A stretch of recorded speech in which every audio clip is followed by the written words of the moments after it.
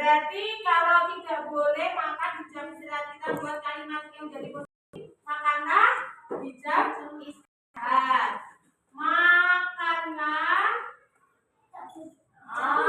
di jam istirahat. Apa lagi? Terus jangan kata jorok. Jangan kata jorok. Jangan berkata jorok. Bicara dengan sopan. Bicaralah dengan sopan. Nah, terus ada lagi, siap. Jagalah kebersihan, boleh. Jagalah kebersihan. Terus ada lagi, apa Mas Nur? Buang sampah pada tempatnya. Buang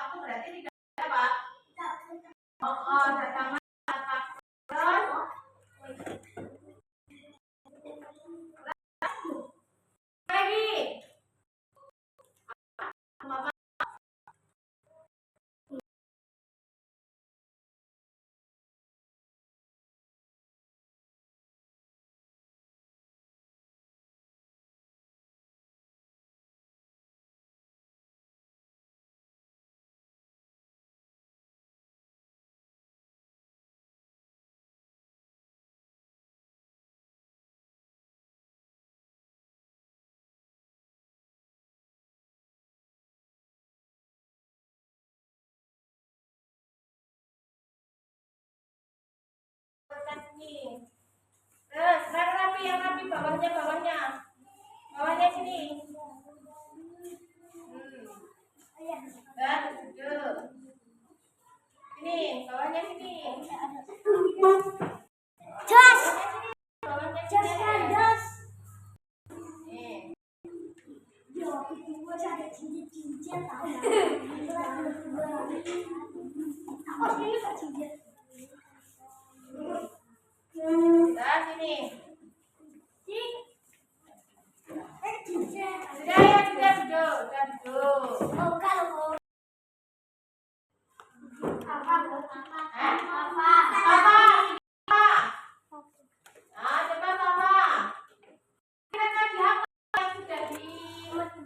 Kalau tidak sopan. Kamu tadi bicara tidak sopan.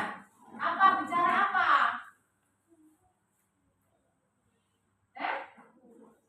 Mendung. Ya, ke sini, enggak apa-apa di sini. Nah, tadi temanmu berkata tidak sopan. Katanya mendung. Sopan tidak?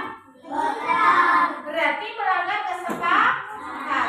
Nanti, ya, kalau ada temanmu yang melanggar kesepakatan, konsekuensinya apa? Membersihkan kamar. Gitu ya, semangat ya. Ada lagi yang hari ini sudah.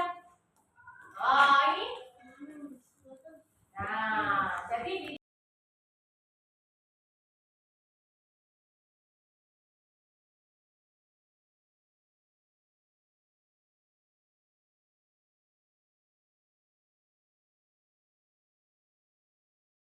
Assalamualaikum warahmatullahi wabarakatuh. Waalaikumsalam warahmatullahi wabarakatuh. Nah, kemarin kita sudah membuat keyakinan kelas bersama. Ya, sudah menjadi sebuah kesepakatan kelas. Ada 10 keyakinan kelas yang sudah kita buat kemarin bersama-sama. Masih ingat apa saja? Apa saja kemarin? Ah, tidak boleh berkata atau bicara dengan sopan, jangan terlambat, ya dah. Datanglah tepat waktu. Terus apa lagi? Makanlah saat jam istirahat atau jangan makan saat telah jarak. Jagalah kebersihan. Buanglah sampah pada tempatnya. Nah, hari ini setelah kalian membuat kesepakatan kelas bersama-sama, adakah tadi anak-anak yang datangnya terlambat? Ada tak? Tidak ada. Bagus. Adakah hari ini anak-anak yang berkata tidak sopan? Tidak ada? Tidak ada, luar biasa. Adakah tadi yang makan saat pelajaran? Tidak ada. Lalu adakah yang tadi membuang sampah sembarangan? Tidak. Ya, itu gunanya. Hah? Dika? Dika coba sini Dika. Dika sini. Hah? Ya, sini enggak apa-apa Dika sini. Sini Dika. Sini. Dika sini. Enggak apa-apa, sama guru sini tanya saja kok. Sini.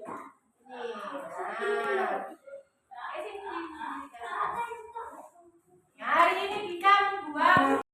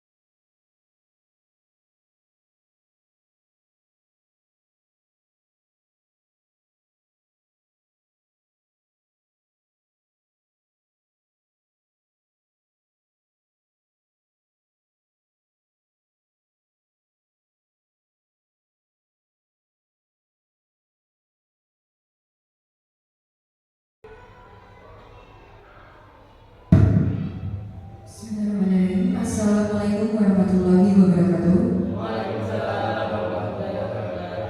Yang terhormat Bapak Taufik Edi Supakat selaku Kepala Sekolah SDN Gidingan 03, yang saya hormati Bapak Ibu Guru SDN Gidingan 03. Pertama-tama marilah kita panjatkan puja dan puji syukur kehadiran Allah Subhanahu wa Ta'ala, karena berkat rahmat-Nya kita semua dapat berkumpul di ruangan ini pada siang hari ini. Sholawat serta salam tak lupa juga kita panjatkan, kita haturkan kepada Nabi besar kita Nabi Muhammad SAW. Semoga kita kelak mendapatkan syafaatnya di yaumul qiyamah nanti. Amin amin ya rabbal alamin. Marilah kita buka acara dengan judul Aksi Nyata Diseminasi Budaya Positif oleh Ibu Ira Krisminati MPD dengan bacaan basmalah bersama-sama. Bismillahirrahmanirrahim. Acara selanjutnya yakni menyanyikan lagu Indonesia Raya yang akan dipimpin oleh Ibu Yustina. Kepada Ibu Yustina dipersilakan, kepada Bapak Ibu Guru dipersilakan untuk berdiri.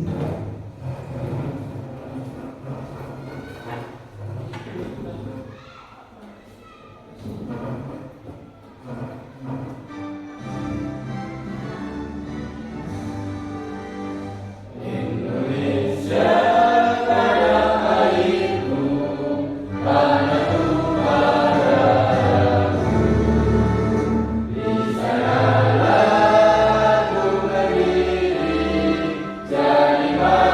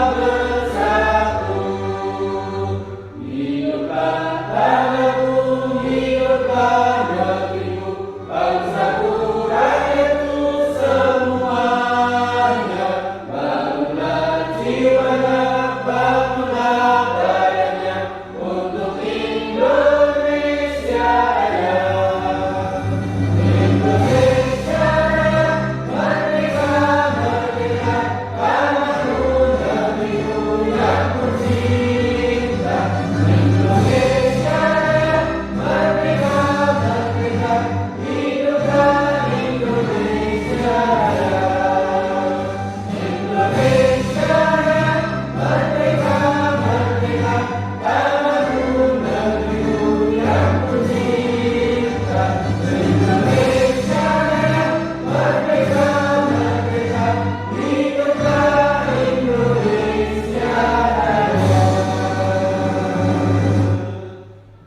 Ibu guru dipersilakan duduk kembali.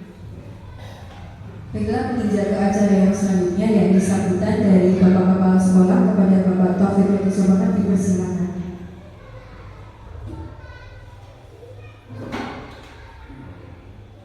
Bismillahirrahmanirrahim. Assalamualaikum warahmatullahi wabarakatuh. Alhamdulillah, nikmatillah wa syukurillah, wala haula wala quwata illa billah.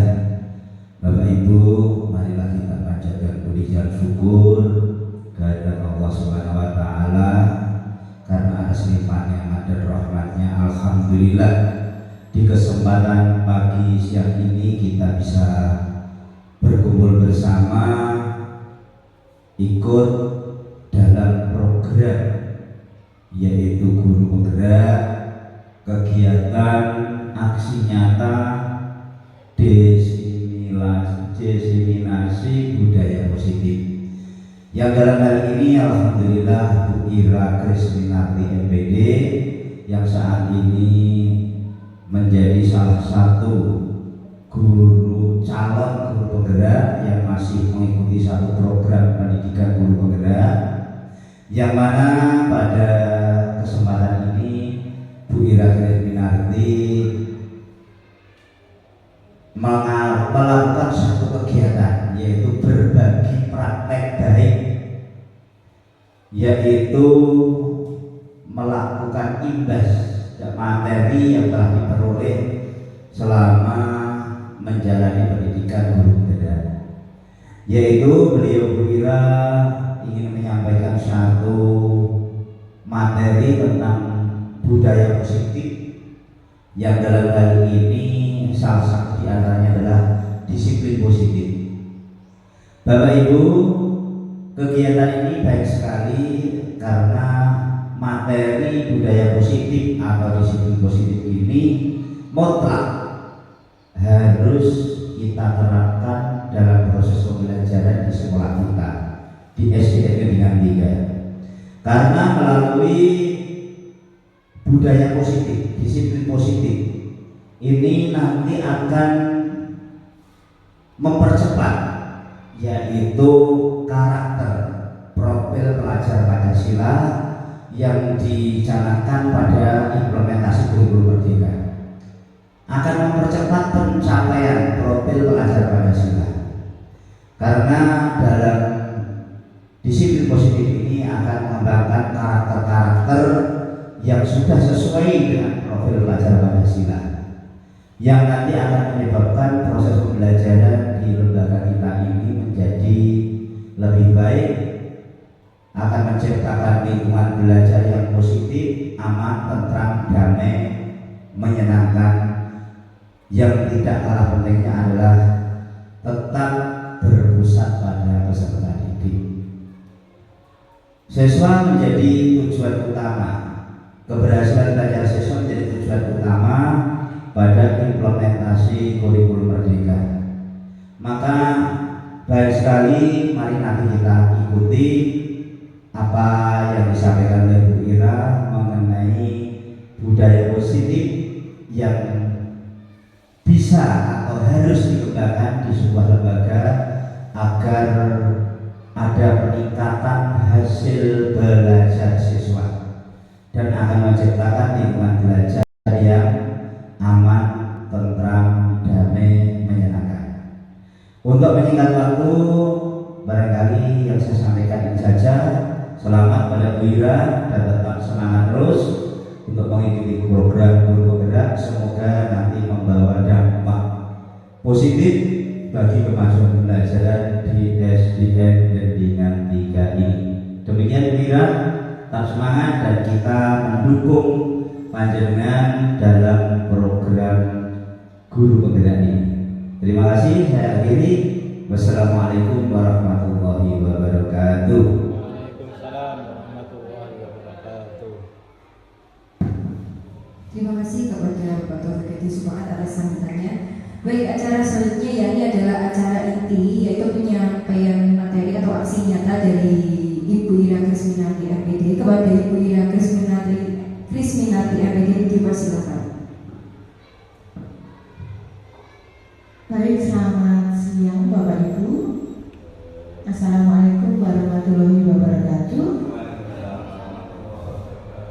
Yang terhormat Bapak Kepala Sekolah SDN Bimbingan 3 serta teman-teman dan rekan-rekan guru di SDN Bimbingan 3 yang saya banggakan. Sebelumnya terima kasih atas waktunya yang sudah diberikan kesempatan pada saya, khususnya untuk menyampaikan salah satu modul dari guru penggerak ini, yaitu modul 1.4 tentang disiplin positif. Bapak Ibu, karena kita berada di sekolah penggerak, tentunya kita sudah sedikit paham tentang apa itu tentang disiplin positif. Di sini saya ingin memantapkan lagi tentang disiplin positif yang memang seperti disampaikan Bapak Kepala Sekolah harus kita terapkan di sekolah untuk menciptakan lingkungan sekolah yang aman dan nyaman. Baik Bapak Ibu, kita akan masuk dalam materi. Izinkan saya untuk berdiri, Bapak.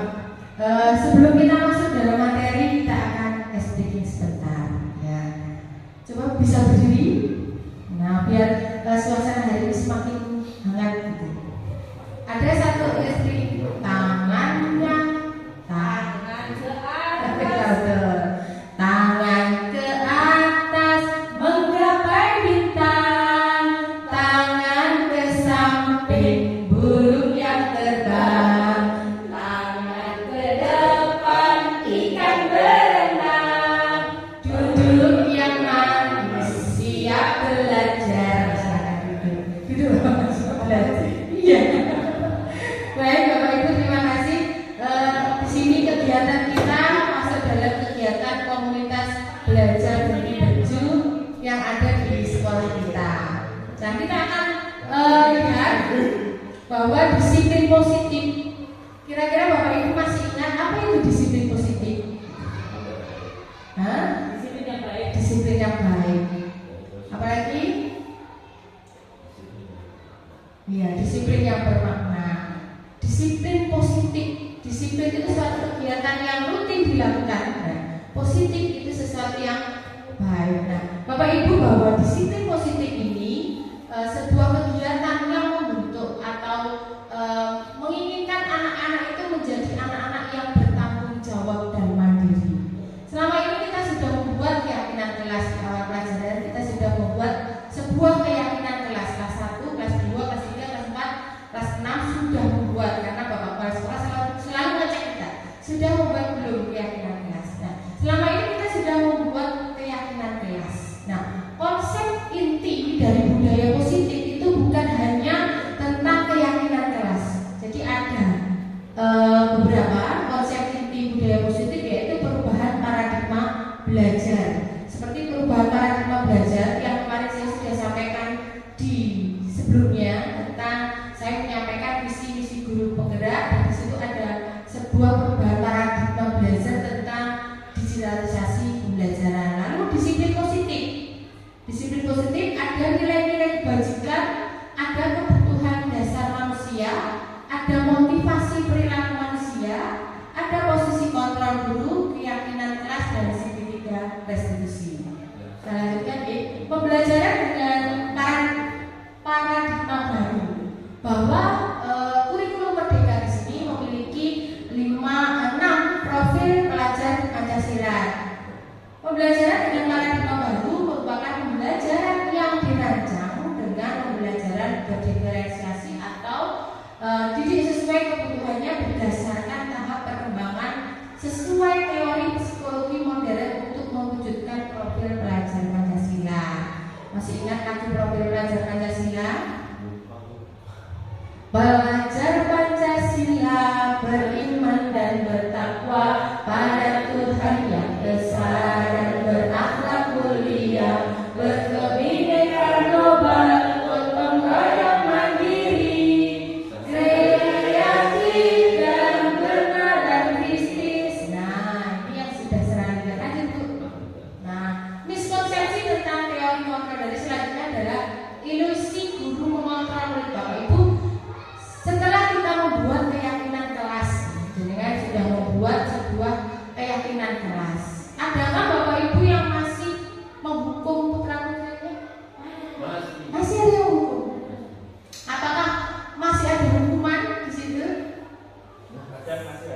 Masih ada? Nah, tetap berhubungan dengan pembelajaran. iya.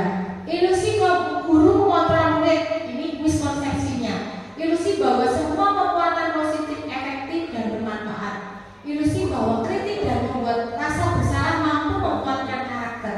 Ilusi bahwa orang dewasa berhak memaksa. Mungkin saat ini yang kita terapkan saat ini seperti itu. Aku ini loh guru, aku yang bisa mengontrol anak-anak. Aku loh guru yang mampu menguatkan karaktermu. Nah, lalu bahwa kebutuhan untuk senang. Kalau kita melihat salah satu, kita mengajar nih, ada anak satu tidur-tiduran malas. Jadi bertanya nggak kenapa? Kenapa kamu tidur-tiduran seperti itu? Mesti anak itu menjawabnya apa? Males, ngantuk, bosan. Nah, itu anak kebutuhan 5 kebutuhan dasar manusia. Anak ini belum terpenuhi. Mereka ingin kesenangan, ingin kebebasan, ingin penguasaan, ingin kasih sayang dari dunia, ingin bertahan hidup. Kalau bertahan hidup tentu ini makan, pakaian, semua saya anak-anak kita sudah ada semua. Nah, lalu selanjutnya yang mempengaruhi itu adalah motivasi perilaku manusia. Motivasi itu ada yang in dan ex, dari dalam diri dan dari luar. Ketika anak-anak melakukan sebuah kesalahan atau masalah di mana ada masalah untuk menghindari ketidaknyamanan hukuman, nah seperti tadi motivasinya apa? Saya datang pagi hari Bu sebelum jam 7 karena saya tidak mau dihukum sama Bu Sri, pokoknya. Itu motivasi X di luar dari dalam dirinya, ya kan? Lalu ada yang mendapatkan imbalan seperti tadi sudah disampaikan Bu Sri, saya harus cepat selesai biar saya dapat uang 2.000. Ini adalah motivasi ekstrinsik, motivasi yang dari luar. Bukan itu Bapak Ibu tujuan kita. Tujuan kita atau tujuan dalam budaya positif itu membentuk anak-anak untuk menjadi orang yang mereka inginkan, yang menghargai dirinya sendiri dengan nilai-nilai yang mereka percaya dari dalam dirinya, nilai intrinsik. Sekarang Bapak Ibu coba, seandainya Bapak Ibu datang ke sekolah jam 7 sebelum jam 7, motivasinya apa? Apa biar tidak ditegur sama Pak Taufik, Pak Kepala Sekolah, atau bagaimana? Coba yang mungkin bisa menyampaikan kenapa saya datangnya itu pagi hari. Sudah kewajiban?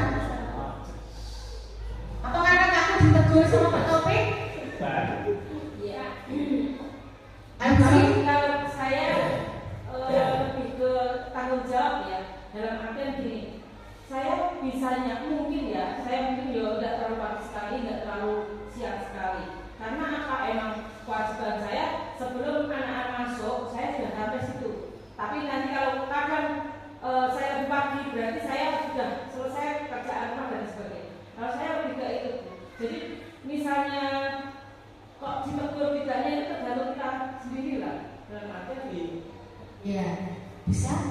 Itu motivasi yang keluar dari dalam diri untuk menghargai diri sendiri, gitu. Tanggung jawab. Ada lagi? Atau mungkin yang datang dan apa kata Tuhan? Kalau menurut saya, pada dasarnya kita akan perlu sebuah persiapan.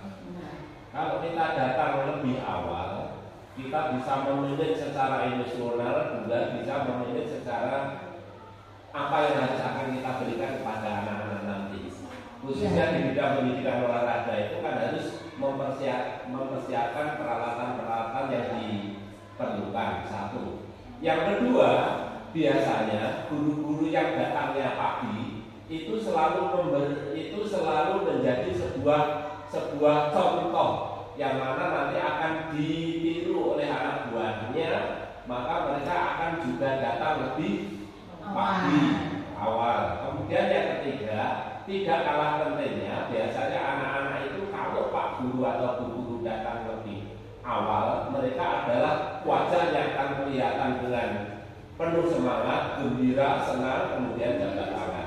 Terima kasih. Ya, betul sekali yang disampaikan Bu Sri, Pak Arban dan semuanya, bahwa setiap orang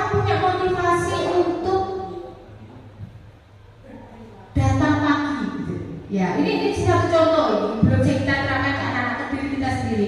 Bu Sri tadi karena sebuah tanggung jawab, Pak Katuban karena untuk menjadi contoh teman-temannya. Tadi juga disampaikan tugas Mimi bahwa itu memang sudah kewajiban. Gitu. Nah, Bapak Ibu ini loh yang mau kita gali bahwa bagaimana mengeluarkan motivasi dalam diri kita datang lebih awal itu bukan karena tidak ditegur Pak Taufik atau ben datang pagi itu ben wah guruku sregep-sregep, guruku luar biasa datangnya pagi. Ini adalah motivasi dari luar. Saya datang pagi kan nanti biar sama Pak Taufik dipuji-puji. Biasa tidak dimarahi sama Bapak Kepala Sekolah. Nah, mari kita keluarkan motivasi intrinsik kita seperti yang disampaikan tadi, sebuah tanggung jawab. Karena kita punya tanggung jawab. Lalu disampaikan Pak Katuban untuk menjadi contoh anak-anak, karena guru itu tuturi handayani itu ya apa? Engkarso Sutulodo, Imadioman Mangunkarso tuturi handayani seperti kata Ki Hajar Dewantara. Menghargai diri sendiri dengan nilai-nilai yang mereka percaya. Ketika kita datangnya lebih awal dan menjadi teladan bagi siswa-siswi, tentu anak-anak akan menirukan, oh Bapak Ibu guru gue datangnya pagi-pagi, saya tidak mungkin datang terlambat. Nah sebenarnya ini motivasi perilaku ini. Jadi itu yang ingin kita tanamkan kepada anak-anak. Anak-anak memiliki motivasi ini dalam diri sendiri, bukan karena ujian, hukuman ataupun penghargaan. Lalu hukuman. Nah hukuman tidak terencana, tiba-tiba, tidak tahu apa yang akan terjadi, bersifat satu arah, dan hukuman itu sifatnya hukuman psikis. Jadi kalian Bapak Ibu kalau mau beri hukuman itu mesti hukumannya lari, jongkok, itu namanya hukuman. Tapi kita tidak ada, ini tidak ada, sekolah kita tidak ada.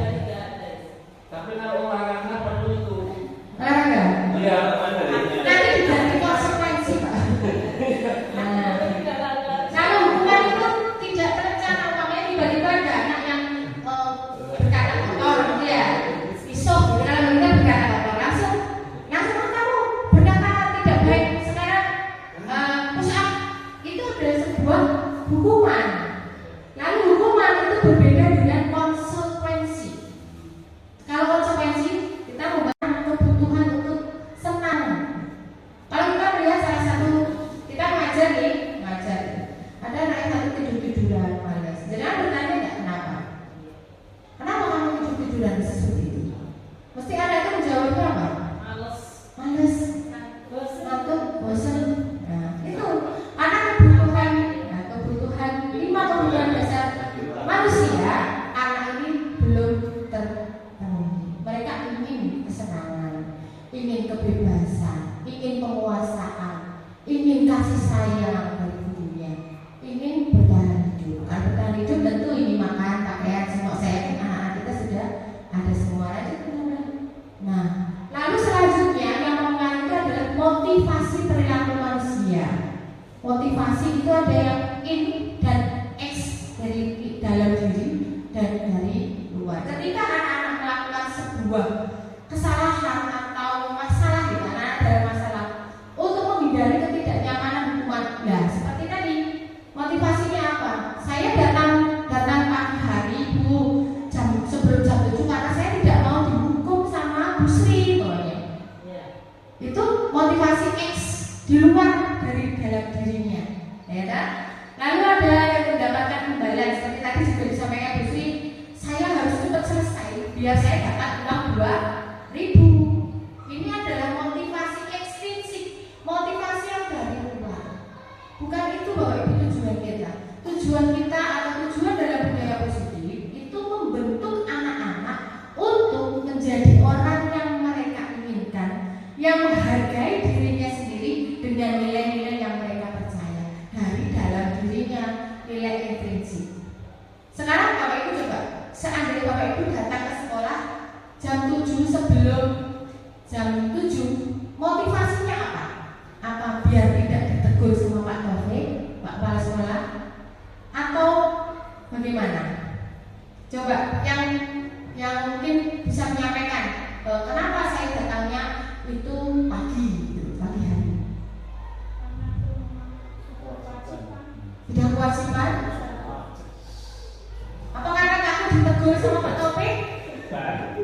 Ya. Ayo sih. Kalau saya lebih ke tanggung jawab ya, dalam artian gini, saya bisanya mungkin ya, saya mungkin ya tidak terlalu pagi sekali, tidak terlalu siang sekali. Karena apa, emang kewajiban saya sebelum anak-anak masuk, saya sudah sampai situ. Tapi nanti kalau kadang saya lebih pagi, berarti saya sudah selesai kerjaan rumah dan sebagainya. Kalau saya lebih ke itu. Jadi misalnya kok ditegur tidaknya itu tergantung kita sendiri lah. Dalam artian ini. Iya, bisa. Itu motivasi yang keluar dari dalam diri untuk menghargai diri sendiri, gitu. Tanggung jawab. Ada lagi? Atau mungkin yang datang dan apa atau Tuhan? Kalau menurut saya, pada dasarnya kita kan perlu sebuah persiapan. Kalau kita datang lebih awal, kita bisa memanage secara emosional, juga bisa memanage secara apa yang harus akan kita berikan kepada anak-anak nanti. Khususnya di bidang pendidikan olahraga itu kan harus mempersiapkan peralatan-peralatan yang diperlukan. Satu.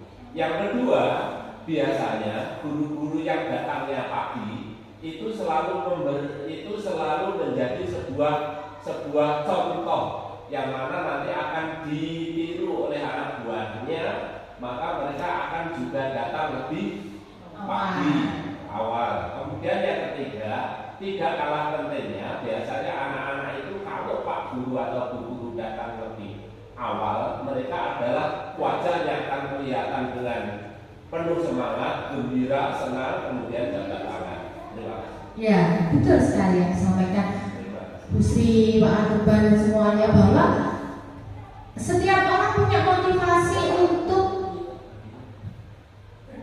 datang pagi, gitu. Ya, ini satu contoh ini belum kita terangkan ke anak-anak ke diri kita sendiri.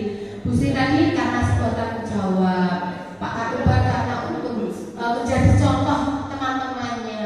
Tadi juga disampaikan tugas Mini bahwa itu memang sudah kewajiban. Gitu. Nah, Bapak Ibu ini loh yang mau kita gali bareng, bagaimana mengeluarkan motivasi dalam diri kita datang lebih awal. Itu bukan karena tidak ditegur Pak Taufik atau datang pagi itu wah buku sergep-sergep, buku luar biasa datangnya pagi. Ini adalah motivasi dari luar. Saya datang pagi nanti biar sama Pak Taufik dipuji-puji, biasa tidak dimarahi sama Bapak Kepala Sekolah. Mari kita keluarkan motivasi intrinsik kita seperti yang disampaikan tadi, sebuah tanggung jawab kita, karena kita punya tanggung jawab. Lalu disampaikan Pak Arban untuk menjadi contoh anak-anak, karena guru itu tuturi handayani itu ya apa? Engarso sutulodo imadiongan mangungarso tuturi handayani, seperti kata Ki Hajar Dewantara. Menghargai diri sendiri dengan nilai-nilai yang mereka percaya. Ketika kita datangnya lebih awal dan menjadi teladan bagi siswa-siswi, tentu anak-anak akan menirukan, oh Bapak Ibu guru gue datangnya pagi-pagi, saya tidak mungkin datang terlambat. Nah sebenarnya ini motivasi perilaku ini. Jadi itu yang ingin kita tanamkan kepada anak-anak. Anak-anak memiliki motivasi ini dalam diri sendiri, bukan karena ujian, hukuman, ataupun penghargaan. Lalu hukuman. Nah, hukuman tidak terencana, tiba-tiba, tidak tahu apa yang akan terjadi, bersifat satu arah, dan hukuman itu sifatnya hukuman psikis. Jadi kalian, Bapak Ibu kalau mau beri hukuman, itu mesti hukumannya lari, jongkok, itu namanya hukuman. Tapi kita tidak ada, ini tidak ada, sekolah kita tidak ada. Tapi kalau olahraga perlu itu. Olahraga? Iya, ada. Nanti diganti konsekuensi, Pak. Nah, kalau hukuman itu tidak terencana, umpamanya tiba-tiba ada anak yang berkata kotor, gitu ya, isok, gitu. Kalau kita berkata kotor, langsung kamu berkata tidak baik. Sekarang push up itu adalah sebuah hukuman. Lalu hukuman itu berbeda dengan konsekuensi. Kalau konsekuensi kita membahas sama, tetapi sebenarnya itu berbeda. Kita mencoba mengubah orang agar berpandangan sama dengan kita, tetapi kita berusaha memahami pandangan orang lain tentang dunia. Perilaku buruk dilihat sebagai suatu kesalahan, perilaku buruk, ya kan, salah gitu. Kita menganggap bahwa anak itu melakukan kesalahan. Lalu semua perilaku memiliki tujuan. Sebenarnya semua perilaku itu memiliki tujuan. Ketika anak-anak itu berbuat sesuatu yang kita rasa itu salah, sebenarnya anak-anak itu punya satu tujuan.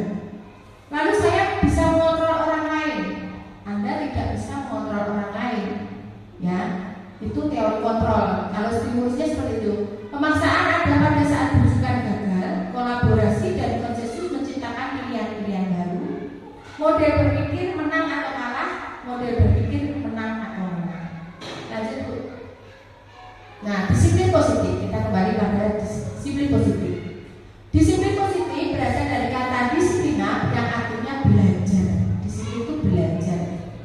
Disiplin mengacu pada disiplin diri yang memiliki tanggung jawab terhadap apa yang dilakukannya berdasarkan nilai-nilai yang dilakukan. Dan disiplin positif merupakan salah satu cara penerapan disiplin yang bertujuan untuk memberikan kesadaran, cara memberdayakan secara didik tanpa imbalan atau ribet. Nah, kita masih sering gitu mengiming-imingi anak-anak gitu.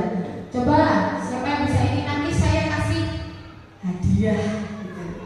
Di kelas ini selesai nanti saya kasih uang 2.000. Apakah kita masih seperti itu?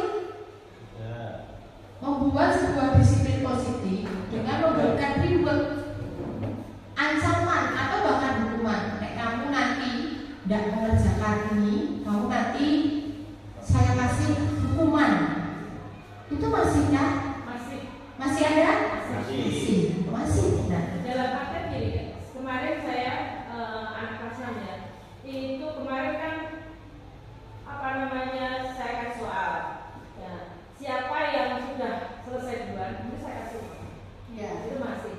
Terus kalau siapa yang belum bisa, nanti waktunya pulang mundur. Seperti itu. Iya. Itu cara-cara yang pernah kita lakukan. Saya sendiri juga merasakan bahwa pernah melakukan itu.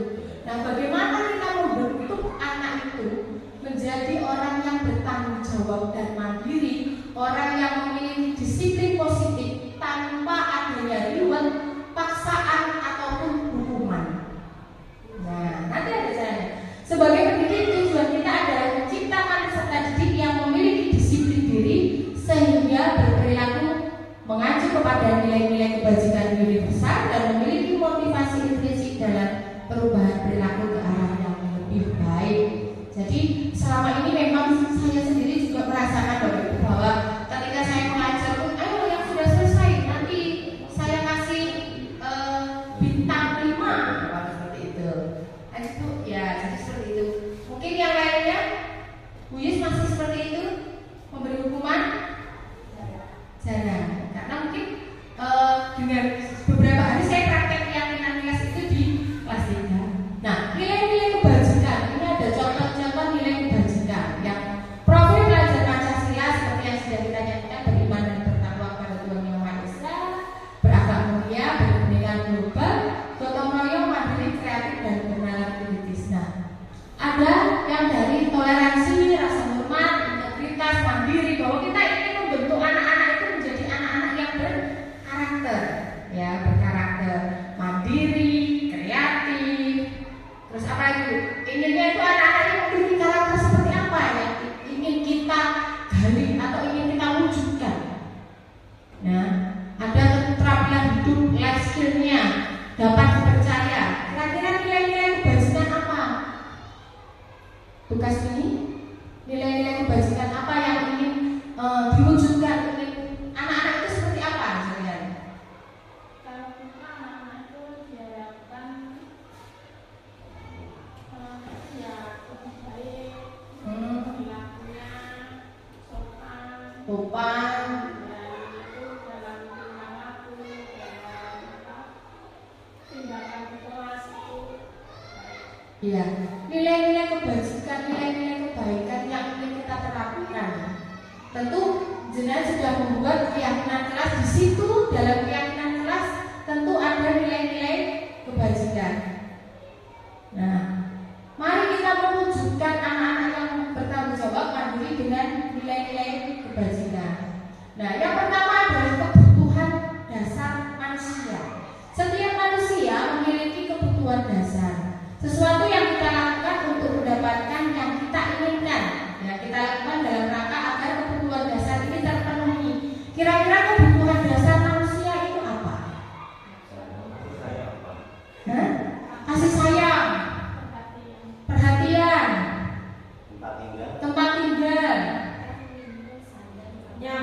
nyaman, apa kebutuhan dasar, sandang, pangan, pakan itu. Nah, ini kebutuhan 5 dasar kebutuhan manusia. Yang pertama adalah bertahan hidup. Ada makan, pakaian, tempat tinggal, dan keamanan kesehatan. Ada 5.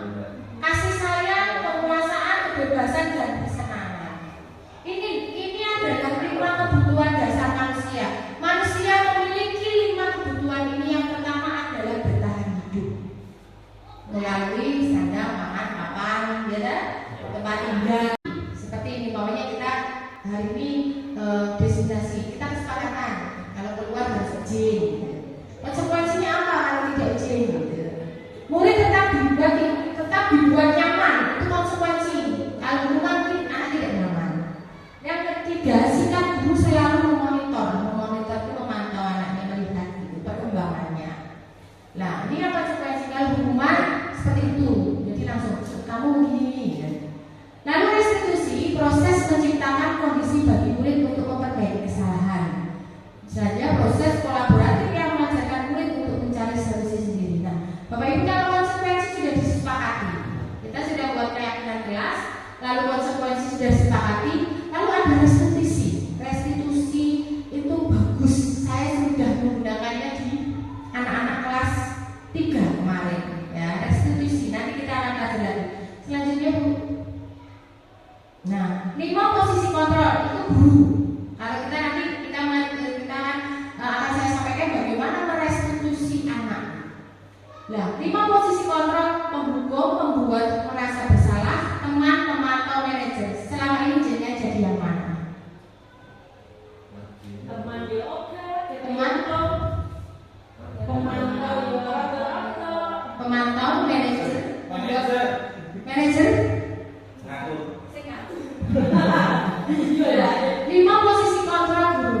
Kalau yang sering menghukum itu mungkin menjadi penghukum. Membuat ras, ya kamu jangan begitu nak. Kan ibu jadi kalau capek kalau mengajar terus kamu seperti ini membuat rasa bersalah ibu. Kalau penghukum, kamu di kelas tidak mau nulis sekarang. Nah, bersihkan kamar tadi, ini penghukum. Lalu membuat rasa bersalah seperti itu. Kamu itu loh, Bu Ira sudah mengajar dari pagi sampai sore ngomong kok tidak kamu dengarkan. Kan Bu Ira jadi capek, lelah.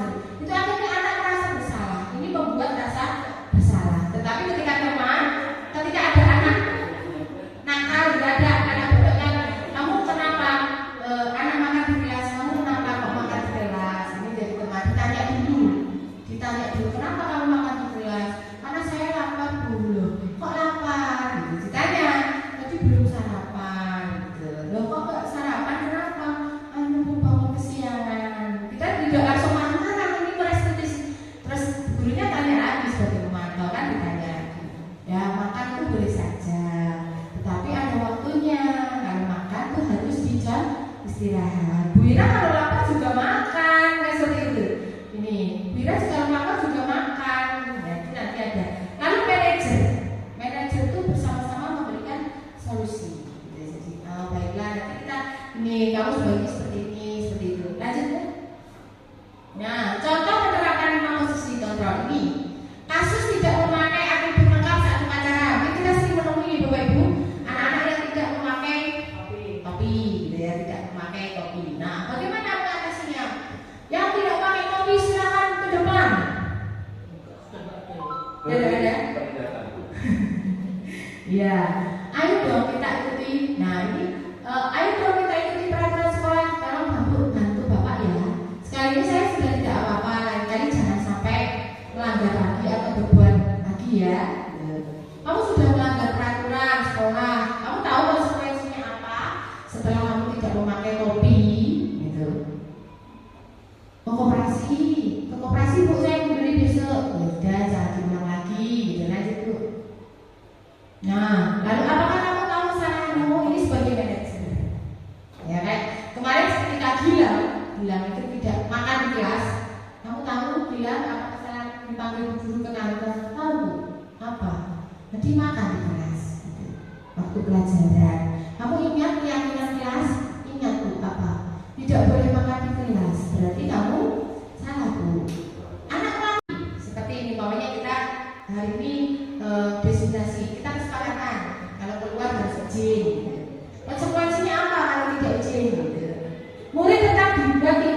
dibuat nyaman, itu konsekuensi. Kalau guru kan anak tidak nyaman. Yang ketiga, sikap guru selalu memonitor itu memantau anaknya, melihat gitu, perkembangannya. Nah, ini yang konsekuensi kalau hukuman seperti itu. Jadi langsung kamu begini. Ya. Lalu restitusi, proses menciptakan kondisi bagi murid untuk memperbaiki kesalahan. Saja proses kolaboratif yang mengajarkan murid untuk mencari solusi sendiri. Nah, Bapak Ibu, kalau konsekuensi sudah disepakati, kita sudah buat keyakinan kelas, lalu konsekuensi sudah disepakati, lalu ada restitusi. Restitusi itu bagus. Saya sudah menggunakannya di anak-anak kelas 3 kemarin. Ya, restitusi. Nanti kita akan pelajari. Selanjutnya Bu. Nah, 5 posisi kontrol itu guru. Kalau kita nanti akan saya sampaikan bagaimana merestitusi anak. Nah, 5 posisi kontrol: penghukum, pembuat merasa bersalah, teman, pemantau, manajer. Selama ini jennya jadi yang mana? Teman dia oke, Teman, pemantau, pemantau, manajer, manajer. Iya, 5 posisi kontrol guru. Kalau yang sering menghukum itu mungkin menjadi penghukum. Membuat kelas, ya kamu jangan begitu nak. Kan ibu jadi kalau capek kalau mengajar terus kamu seperti itu. Ini membuat rasa bersalah ibu. Kalau penghukum, kamu di kelas nggak mau nulis sekarang. Nah, bersihkan kamar tadi, ini penghukum. Lalu membuat rasa bersalah seperti itu. Kamu itu loh, Bu Ira sudah mengajar dari pagi sampai sore ngomong kok tidak kamu dengarkan. Kan Bu Ira jadi capek, lelah. Itu akhirnya anak merasa bersalah. Ini membuat rasa bersalah. Tetapi ketika ada anak nakal, ada anak bedanya, kamu kenapa anak makan di kelas? Kamu kenapa kok makan di kelas? Ini jadi teman. Ditanya dulu, kenapa kamu makan di kelas? Karena saya lapar dulu. Kok lapar? Gitu. Ditanya, tadi belum sarapan. Gitu. Loh kok gak sarapan? Kenapa? Bangun kesiangan. Kita tidak langsung marah-marah, ini merestitusi. Terus gurunya tanya lagi sebagai pemantau, kan ditanya lagi. Ya makan itu boleh saja, tetapi ada waktunya. Kalau makan tuh harus di jam istirahat. Bu Ira kalau lapar juga makan, kayak seperti itu. Ini Bu Ira kalau lapar juga makan. Ya, itu nanti ada. Lalu manajer itu bersama-sama memberikan solusi. Gitu. Jadi, baiklah nanti kita ini kamu sebaiknya seperti ini, seperti itu. Lanjut ya. Nah, contoh menerapkan 5 posisi kontrol ini.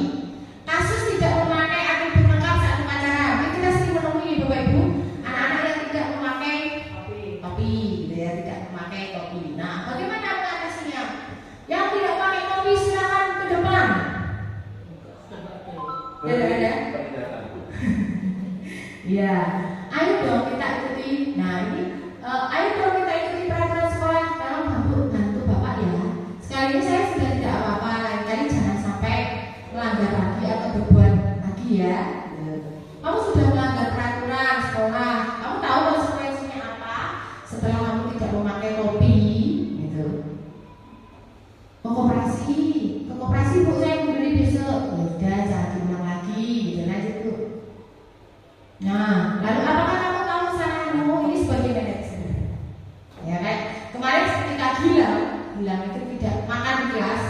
Kamu tahu Gilang apa kesalahan dipanggil guru ke kantor? Tahu apa? Jadi makan di kelas. Waktu pelajaran. Kamu ingat keyakinan kelas?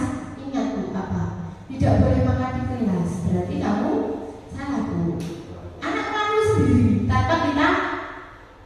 Salah, kamu salah. Kamu harus hukum seperti itu. Nah, ini sebagai manajer, bagaimana kamu memperbaiki kesalahanmu? Ya besok saya bangun pagi, Bu, terus sarapan. Akhirnya anak itu memiliki kesadaran dalam diri, intrinsiknya dalam diri, motivasi ini yang akan kita bentuk. Nah, saya kecewa sekali dengan kamu. Ini membuat rasa bersalah. Kamu tidak pernah melakukannya. Apa rencanamu untuk menyelesaikan masalah ini? Apa? Karena tadi makan di kelas.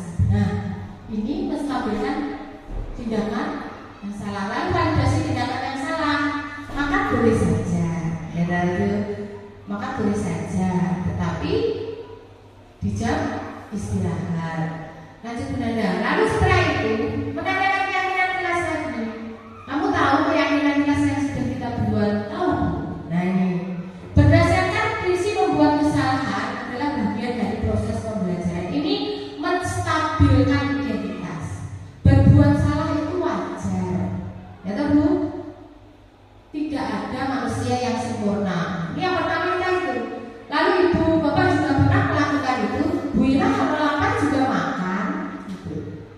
Ibu bapak tidak mau mencari siapa yang salah, tapi ibu bapak ingin mencari solusi dari permasalahan itu. Yang pertama harus kita lakukan itu. Jadi ya, ada anak kemarin Pak Kadeban, ada anak yang gerutan ya Pak ya, sampai menangis gitu. Abid kita panggil, itu contoh saja. Abid sama Dika. Kamu tahu kenapa dipanggil sama Pak Kadeban ke sini? Mungkin anak kan jawab, tahu Pak, kenapa? Karena yang tadi saya berkelahi dengan teman gitu. Ya, berteman itu harus ya tidak berkelahi, tidak membuat temannya menangis. Tapi berbuat salah itu nggak apa-apa, itu wajar. Tetapi nah itu Bapak Ibu tidak mau mencari siapa yang salah. Bapak Ibu, saya tidak mau mencari siapa yang salah, Habib atau Dika. Nah, tetapi lanjut Bu. Ini menstabilkan identitas. Lalu validasi tindakan yang salah. Kamu pasti punya alasan.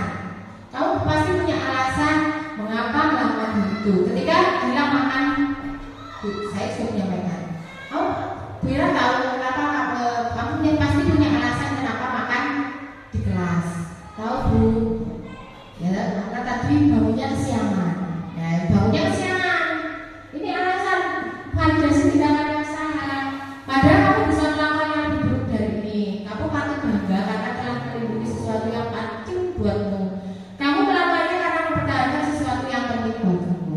Karena mungkin anak ini melakukan makan itu karena memang perutnya sudah tidak kuat menahan lapar gitu. Lanjut Bu, ini validasi tindakan yang salah. Lalu dilanjutkan menanyakan keyakinan kelas. Kamu ingat keyakinan kelas yang sudah dibuat? Nah, diingatkan lagi. Apa ya gula apa? Oh, tidak boleh gunakan kotor. Nah, seperti itu disampaikan lagi. Seperti apa gambaran sebuah kelas yang ideal menurut kamu? Kamu ingin menjadi seperti apa? Nah, lanjut Bu. Ini tentang Bapak Ibu. Nanti coba Bapak Ibu praktekkan. Ya, praktekkan ketika mendapati kasus-kasus atau masalah-masalah di kelas seperti itu dengan segitiga restitusi. Yang pertama apa tadi? Menstabilkan Menstabilkan identitas. identitas. Terus validasi tindakan yang salah. Yang ketiga menanyakan keyakinan. Kalau kita mengatasi anak-anak yang salah dengan cara seperti itu, saya yakin anak-anak ini akan menjadi anak-anak yang mempunyai tanggung jawab dan mandiri terhadap dirinya. Keyakinan kelas sudah kita buat bersama. Di kelas sudah ada. Saya sudah melihat di kelas kita sudah ada semua karena memang sekolah kita adalah sekolah penggerak yang memang dari awal keyakinan kelas itu sudah kita buat. Konsekuensi apa? Sudah ada konsekuensinya bila ada anak-anak yang melanggar. Sudah disepakati. Nah, bagaimana mengatasi anak-anak itu dengan segitiga restitusi?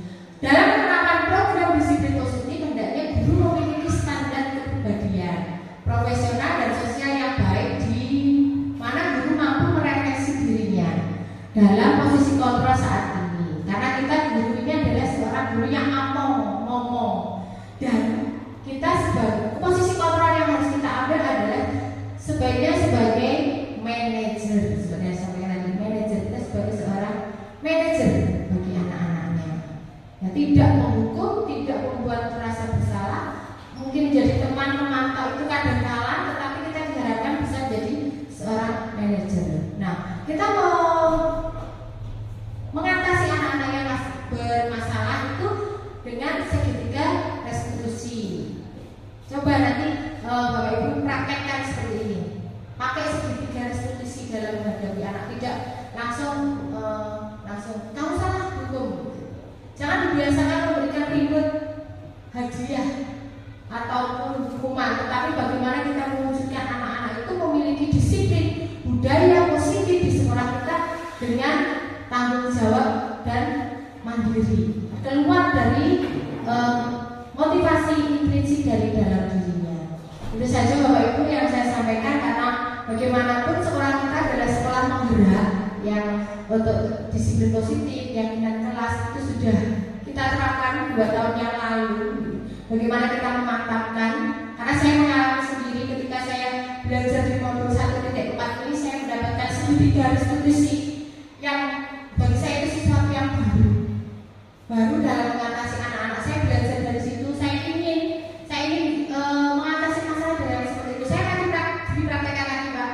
Yang saya panggil tadi ada si Gavan sama Jan Enes gitu. Jadi tidak lagi saya marah dulu, saya tanya dulu kenapa gitu. 2 anak ini saya restitusi langsung. Akhirnya Jan Enes kalau salah itu harus apa, Jan Enes? Harus minta maaf dulu. Ya iya minta maaf, jadi nggak usah menangis gitu. Jadi anaknya langsung minta maaf. Kalau sudah salah seperti itu menyakiti teman, kamu mengulangi lagi tidak? Berarti sudah melanggar keyakinan kelas. Jadi anaknya itu akan keluar motivasi intrinsik dalam dirinya. Itu tidak bilang kamu itu sudah nakal temannya, kasihan temanmu itu loh digigit sakit gitu. Cara seperti itu sudah tidak bagus untuk kita pakai lagi. Mari kita restitusi untuk menciptakan budaya positif di sekolah kita, keluar dari motivasi diri dalam diri anak, sehingga membentuk anak yang bertanggung jawab dan mandiri. Terima kasih. Atau ada yang bertanya? Saya tertarik dengan segitiga restitusi tadi itu, tapi ini apakah sudah gimana ya ini? Terima kasih. Ya, terima kasih Bapak Ibu atas waktunya. Kiranya kita menjadi seorang guru yang terus bergerak dan menggerakkan. Terima kasih. Wassalamualaikum warahmatullahi wabarakatuh. Waalaikumsalam warahmatullahi wabarakatuh. Terima kasih kepada Ibu Ira Kusmiati MPG atas ilmu yang disampaikan tadi. Semoga ilmunya tadi dapat bermanfaat bagi kita semua. Marilah kita tutup acara ini dengan bacaan hamdalah bersama-sama. Alhamdulillahirobbilalamin. Kurang lebihnya mohon maaf. Wabillahi taufiq wal hidayah. Wassalamualaikum warahmatullahi wabarakatuh. Waalaikumsalam.